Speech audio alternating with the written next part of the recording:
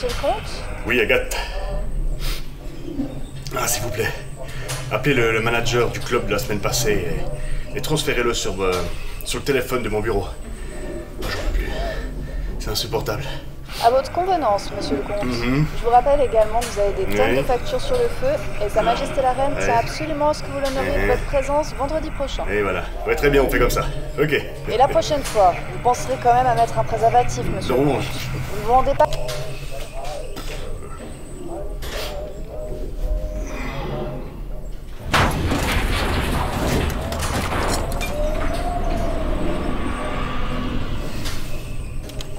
Monsieur le comte? Oui, Agathe. Ce cercueil est de plus en plus sordide. Pensez également à appeler l'entreprise de dépannage d'ascenseurs, là, les autistes, là. Vous voulez dire Otis?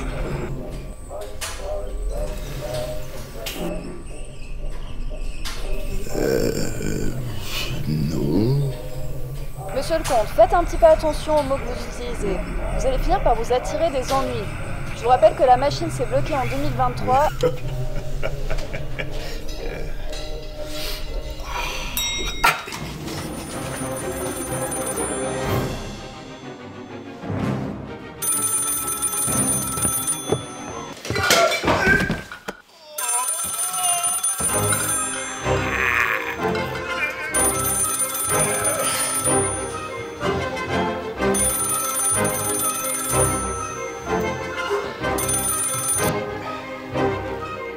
Ouais, pronto.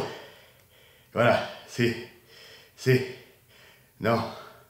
Non, toujours pas, non. Mais non, bon sang. Mon entrejambe. C'est mon entrejambe. Ça me brûle. Tra le gambe. Sto cercando di dirle che ho delle macchie sui testicoli. Oh, oh, oh.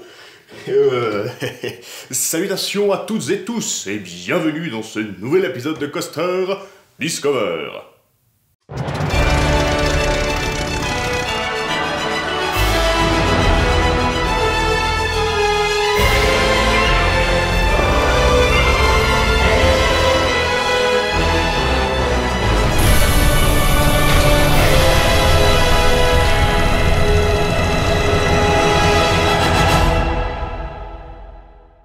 Enfin, de retour de notre expédition archéologique en pays peu développé. Et en tant qu'éminent membre de la confrérie des explorateurs, j'ai le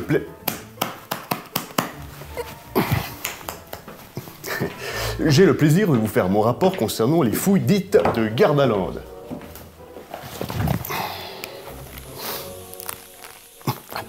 « 8h30, petit déjeuner. 10h, arrivée à la Casa del Erotica. 15h, lavement rectal... Oh, mais non, mais pas celui-là, enfin! Je vais vous faire une confidence. J'aime pas trop Gardaland. Déjà parce que niveau thématisation, c'est un peu la misère. Et je vous parle même pas des files d'attente de la liste de Schindler. Hein. Non. Je vous parle des grotesques tentatives du parc à vouloir thématiser leurs attractions, mais pas ce qui les entoure, donnant alors aux bousins une étrange atmosphère de bazar sans aucune ligne directrice. Mais pire encore, si comme moi vous avez le cardio d'une tasse, vous allez bien vous amuser à monter et descendre le long de leurs allées de l'enfer. J'ai rarement vu des dénivelés pareils dans un parc d'attractions. C'est à se demander si ce pays n'a pas encore d'obèses. Non, mais moi c'est différent. Quoi qu'il en soit, nous avons eu le plaisir de tester leur toute dernière nouveauté 2022, un dark ride nommé Jumanji The Adventure. Pour les moins jeunes d'entre vous, cette attraction vient remplacer un précédent dark ride qui lui-même venait remplacer un précédent dark ride.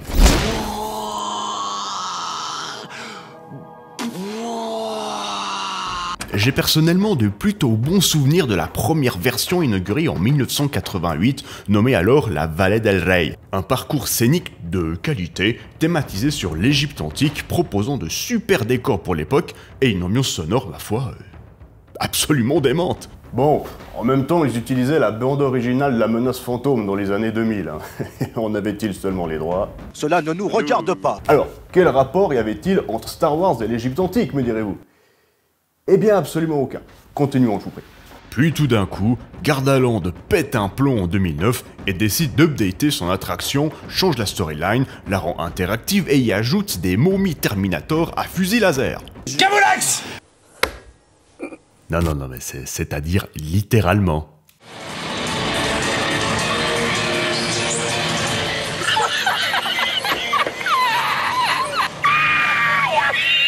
Ah ça, la poudre italienne, elle est quand même plus épicée que la nôtre. Bref, je vais pas m'attarder là-dessus, l'erreur est humaine. Nous voici donc en 2022 et 21 millions d'euros plus tard, Jumanji voit le jour à grands coups de marketing ultra agressif, nous promettant alors la seule attraction au monde thématisée sur le légendaire jeu de plateau. Et vous le sentez également venir... En avait-il seulement les droits? Cela ne nous regarde pas. Non, alors je troll, hein. Mais en réalité si. Ils ont les droits, puisque le groupe Merlin, propriétaire de Gardaland, a effectivement signé un contrat allant dans ce sens avec Sony. Nous verrons toutefois que ce contrat semble partiellement limité, puisqu'ils n'ont entre autres pas eu accès aux acteurs de la nouvelle franchise, mais à une équipe d'intermittents du spectacle AliExpress vaguement ressemblant. Alors vous attendez pas à voir une apparition de Dwayne The Rock Johnson, hein. Vous aurez The Caillou tout au plus. Je sais cette merde! La première chose que vous verrez en arrivant devant l'attraction sera son imposante entrée. Il serait en effet terriblement dur de rater ce majestueux temple égyptien sur lequel on a rajouté 3 lianes et une tête d'hippopotame. Normalement, à ce stade, vous avez déjà compris comment ça allait se terminer. La file intérieure est un véritable cauchemar, un parc à bœuf immonde, non climatisé, à peine thématisé et glauque à en crever. L'éclairage est tellement mauvais qu'on a l'impression de se trouver dans un vieux train fantôme de fête foraine. Alors non, on n'est pas chez Disney, mais faut pas déconner Gardaland, votre file est infecte. Non mais regardez-moi ça, c'est littéralement des décors de Valle del Rey à peine dissimulés sur lesquels ils ont donné un coup de peinture. La dernière fois que je suis venu, c'était il y a 10 ans, et je m'en suis quand même rendu compte. Vous avez cru que vous alliez berner les locaux avec ça? Branco di idiotti va! D'ailleurs, excusez-moi pour la qualité déplorable de ces images, je ne me suis même pas donné la peine de filmer correctement tellement cet endroit me dégoûtait. Donc pour faire court, nous avons droit à une rethématisation Leader Price mal branlée par Pippo et Mario sous limoncello.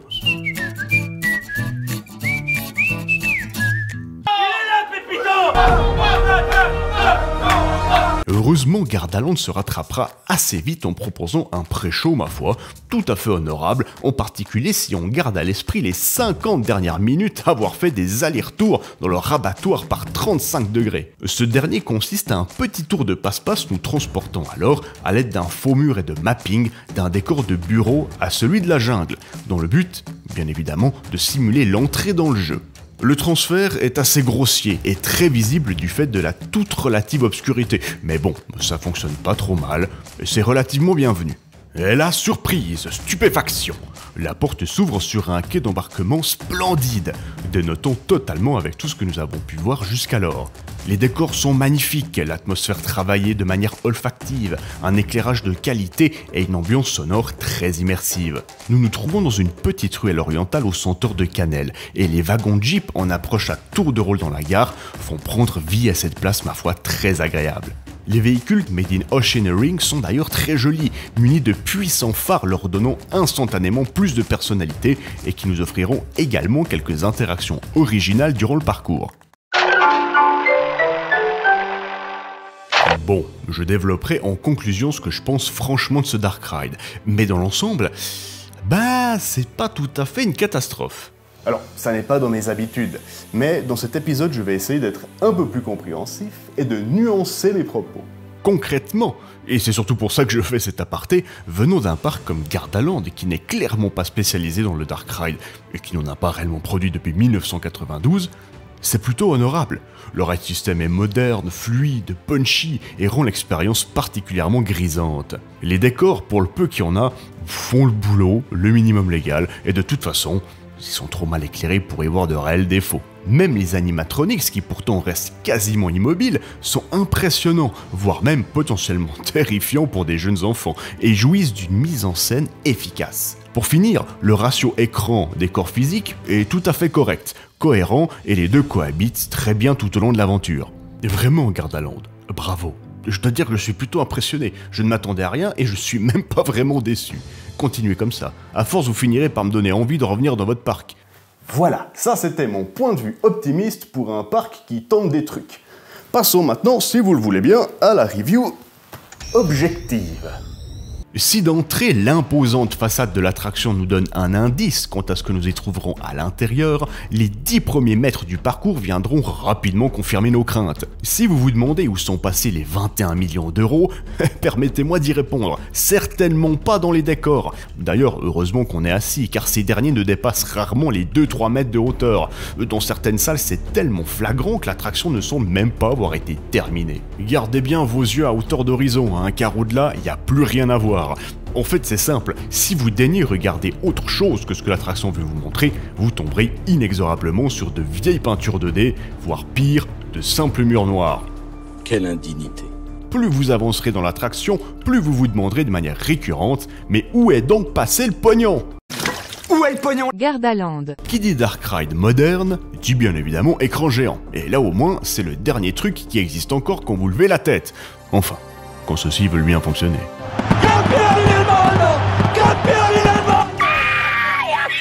Ces images ont été tournées quelques semaines à peine après l'ouverture. Alors, je sais pas ce que vous en pensez, mais s'ils entretiennent leurs attractions comme leur viaduc, c'est mal barré. Profitez d'y aller avant qu'il en manque des morceaux.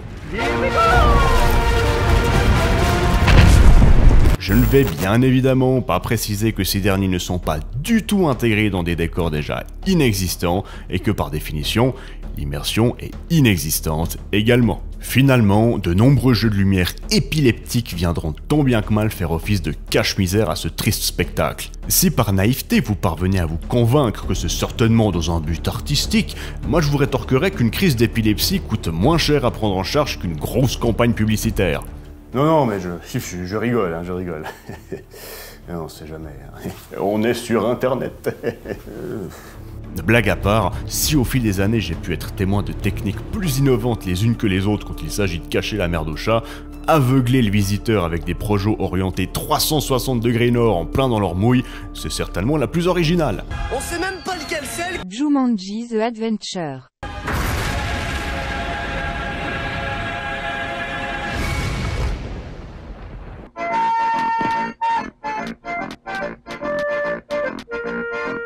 Certains stromboscopes sont d'ailleurs tellement mal placés qu'ils sont régulièrement visibles aux yeux de tous, cassant ainsi une fois de plus l'immersion et éclairant grossièrement les backstage.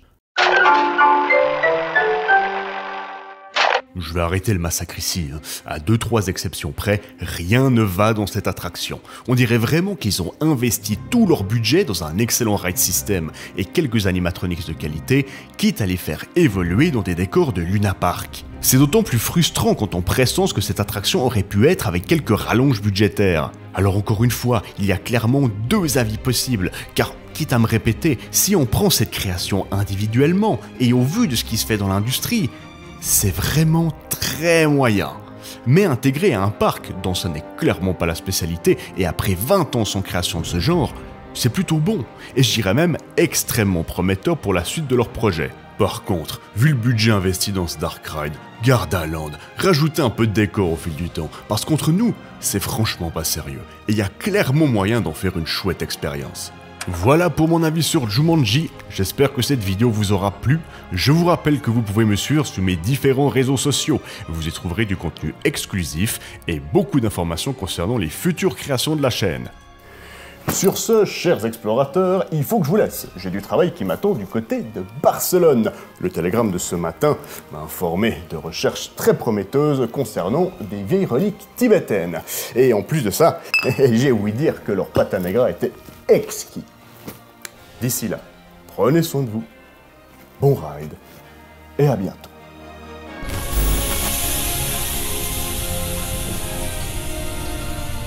Vous rendez-vous compte, Agathe? Et dire que durant toutes ces années, j'ai cru qu'on disait pata negra.